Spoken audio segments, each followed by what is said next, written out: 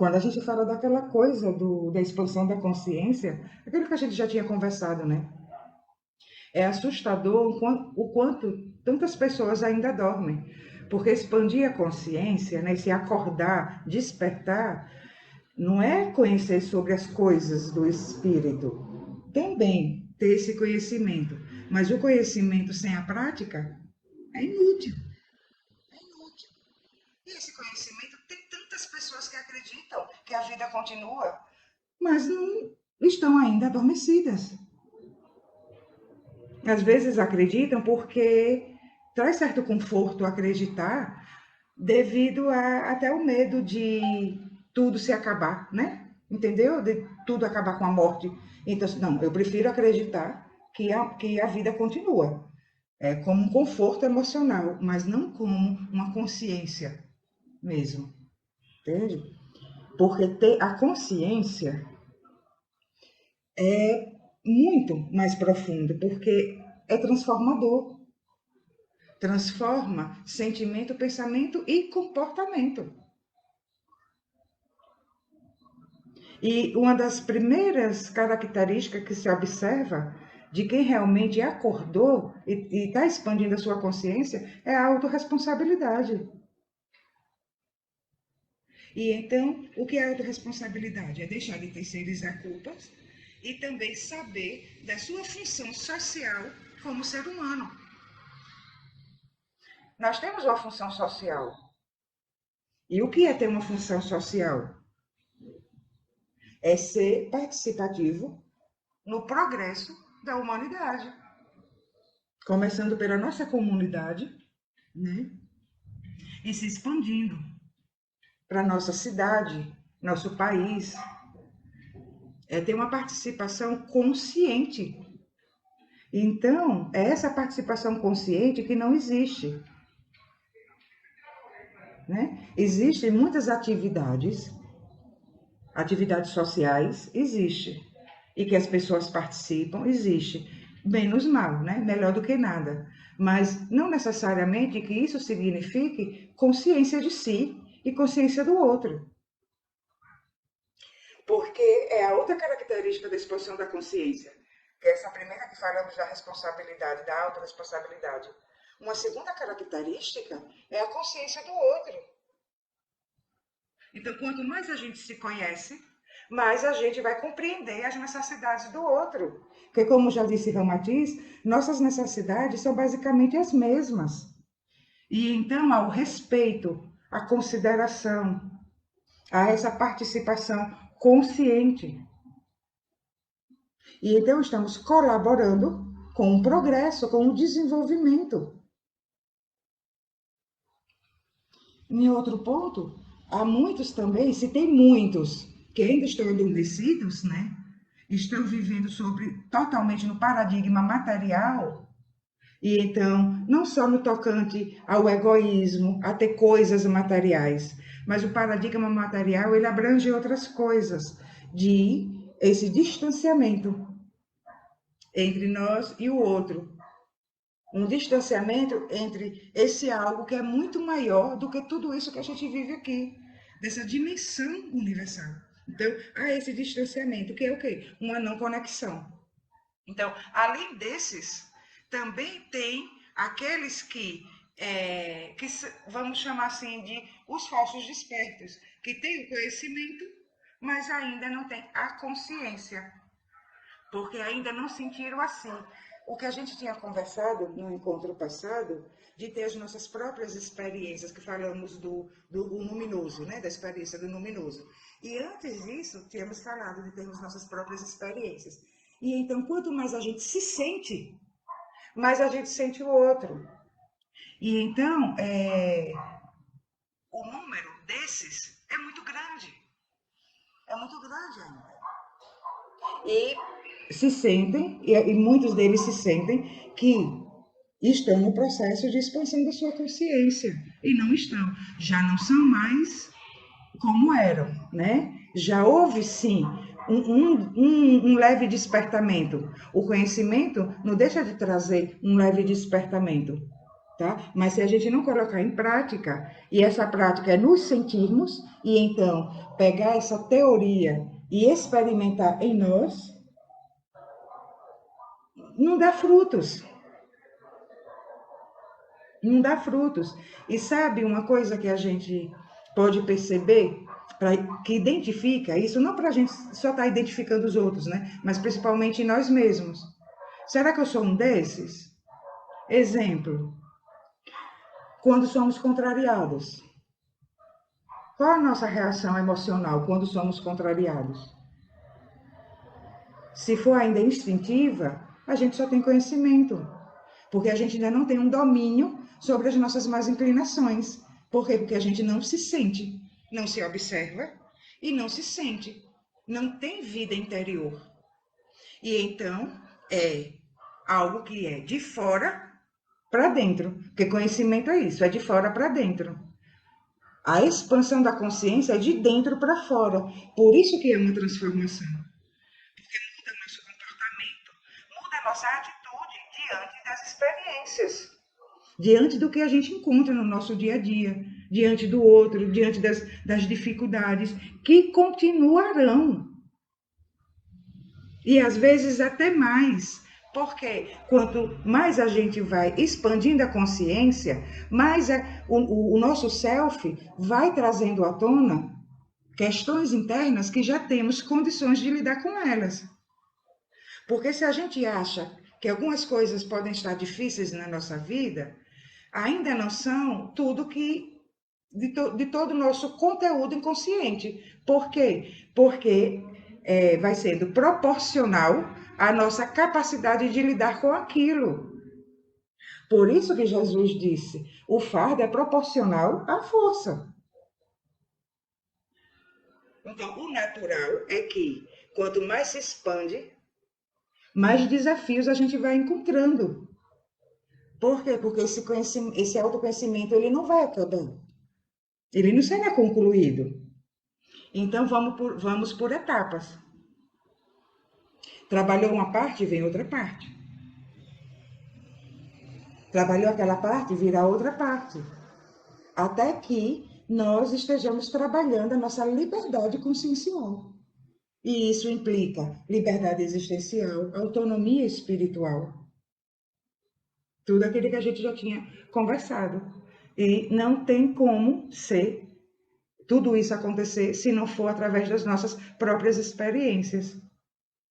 Inclusive, por que que Jesus, até já pegando o ganchinho, né, que para a Igreja Católica agora começa a Semana Santa, né?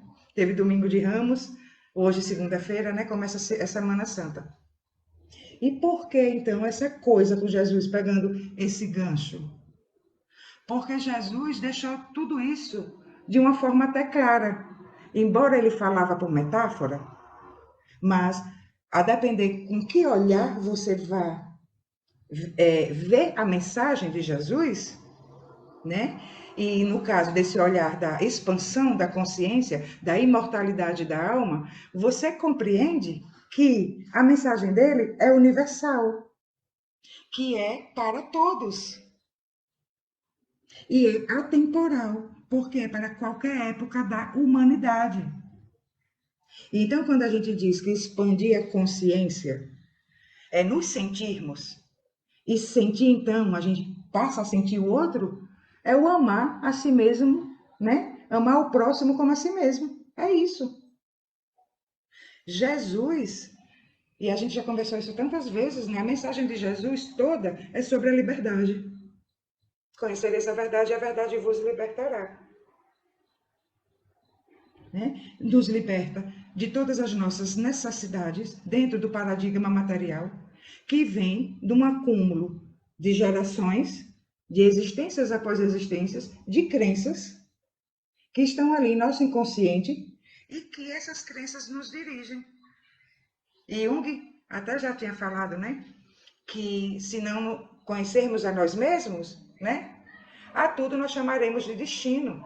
Ah, aconteceu isso porque tinha que acontecer. Não, é porque nós não estamos sendo os administradores da nossa existência. Porque a gente não tem essa liberdade. E aí, a gente vai entender também um pouco mais a mensagem de Jesus. Ué, então que liberdade é essa que Jesus veio nos ensinar? E aí a gente compreende que não é a liberdade de fazermos o que queremos. Não é essa a liberdade. É de cumprirmos com a nossa consciência de espíritos imortais que nós somos. E então, quando a gente estava falando que tem coisas óbvias, né, que muitas pessoas adormecidas ainda não realizam, e nós estávamos falando do dia 2 de abril, dia da conscientização, né, Dia Mundial da Conscientização do Autismo, e o número hoje de autistas é muito grande. E as pessoas continuam fazendo os mesmos barulhos, continuam olhando primeiro para a sua vida particular.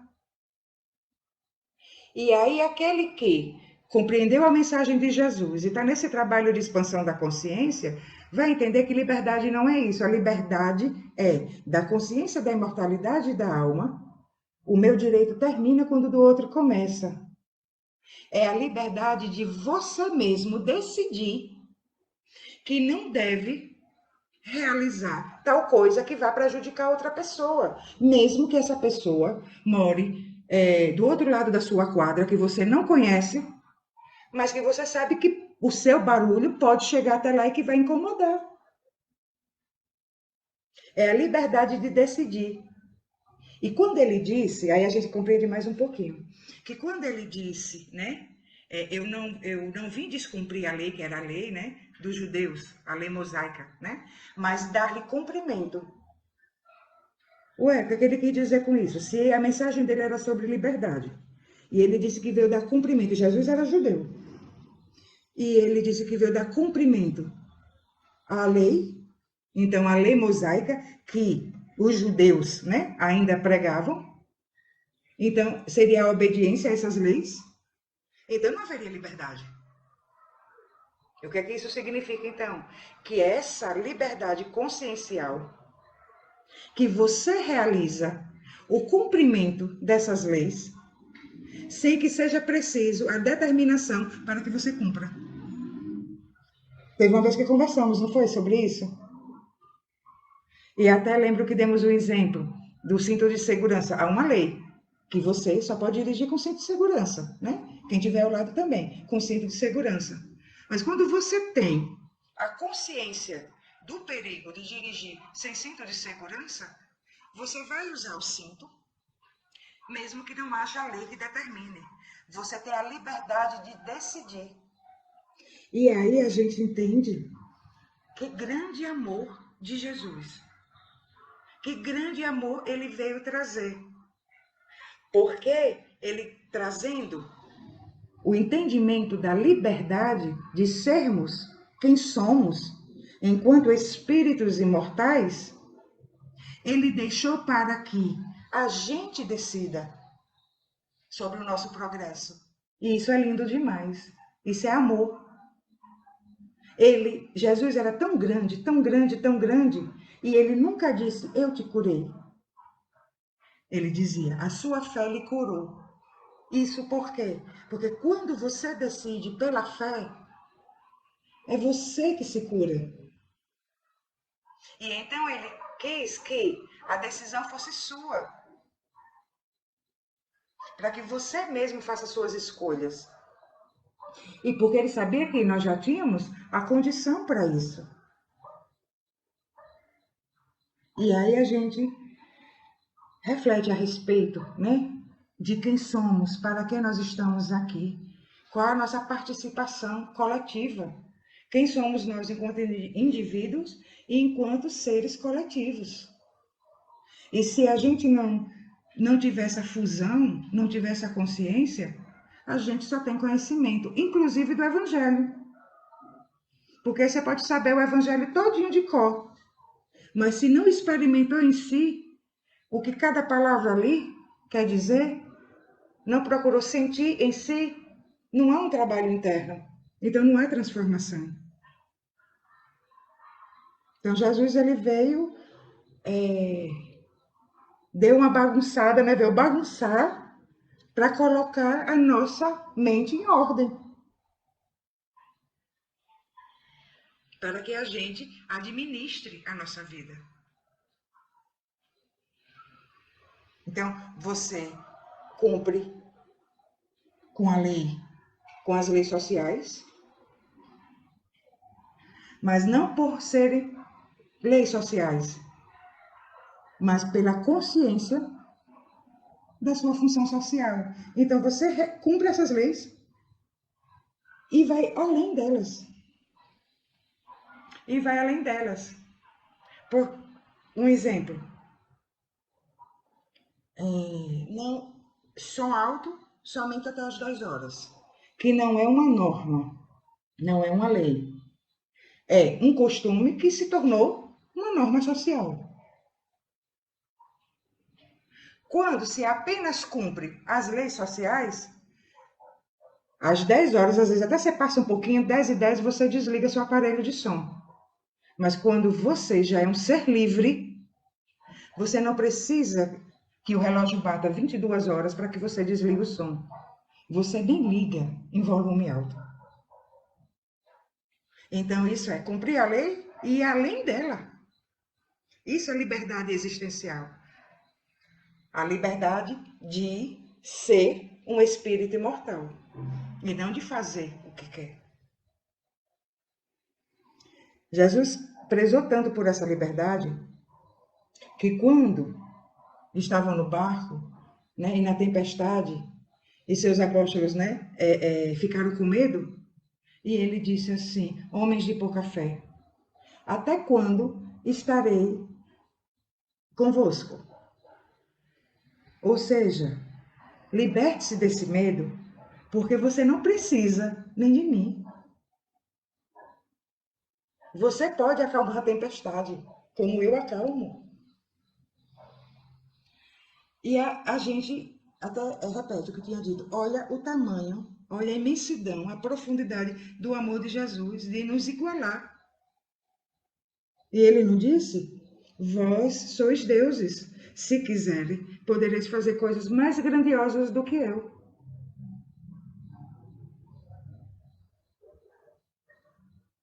Né? E quem quiser ser o maior, que seja o menor. E quando a gente só tem conhecimento, a gente fica vaidoso, não fica? Fica. Se achando desperto, né? E julgando quem ainda não despertou. Quando você expandir sua consciência, você é o menor, quer ser o menor. E o menor nem liga o som alto. E é por isso que é grande.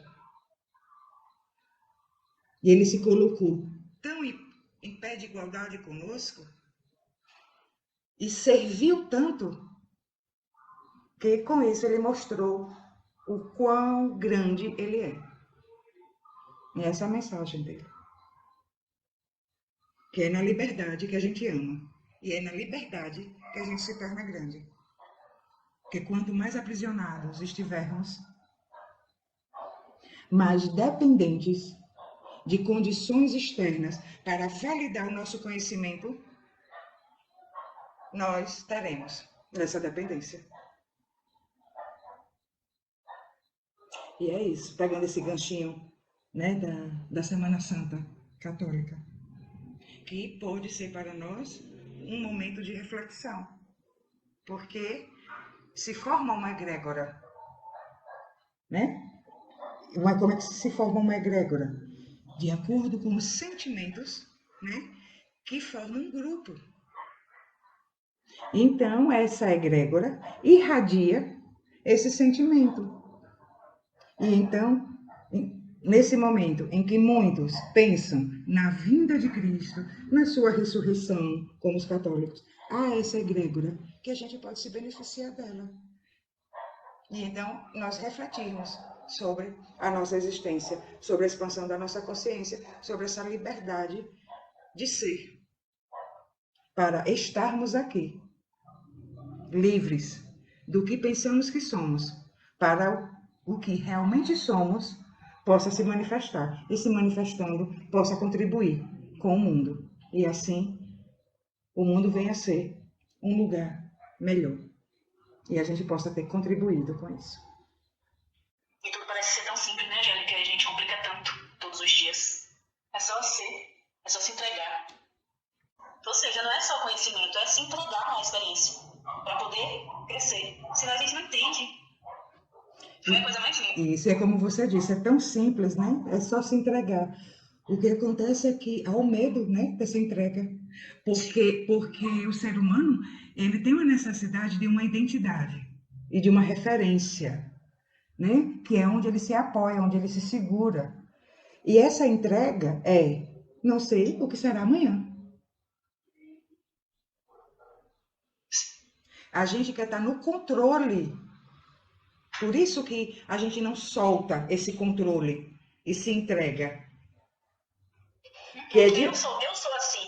Tanto que eu estava lendo sobre doenças psicossomáticas. Labirintite, síndrome do pânico, é exatamente isso. É não querer perder o controle da situação. Você se prende tanto a ter o controle que você começa a perder o controle do seu próprio corpo. Porque você não tem mais um centro de equilíbrio. Você começa a sentir medo, porque não tem mais aquele... Preciso de um apoio, eu preciso me segurar. É exatamente isso. Exatamente Eu isso. preciso do controle. Aí como eu não tenho, eu Isso. fico, me perco totalmente. Porque como a pessoa não sabe quem é ela quer se segurar em algo que a identifique. Que a identifique, né? E então, tipo, quem é fulana se, não sendo a esposa de Beltrano? Se Beltrano sai da vida dela, quem é ela? Quem é ela sem aquele emprego? Quem é ela sem aqueles amigos? Tudo o que a gente chama de meu, que nos identifica, que nos define. E nada disso diz quem somos. E aí a gente pode parar e pensar assim: quem somos nós quando não tiver mais nada? Quem somos nós quando partirmos daqui? Que será só? Quem somos? Olha a importância de sabermos disso. E isso que é liberdade. A liberdade que é a não dependência de uma identidade, de algo que nos defina.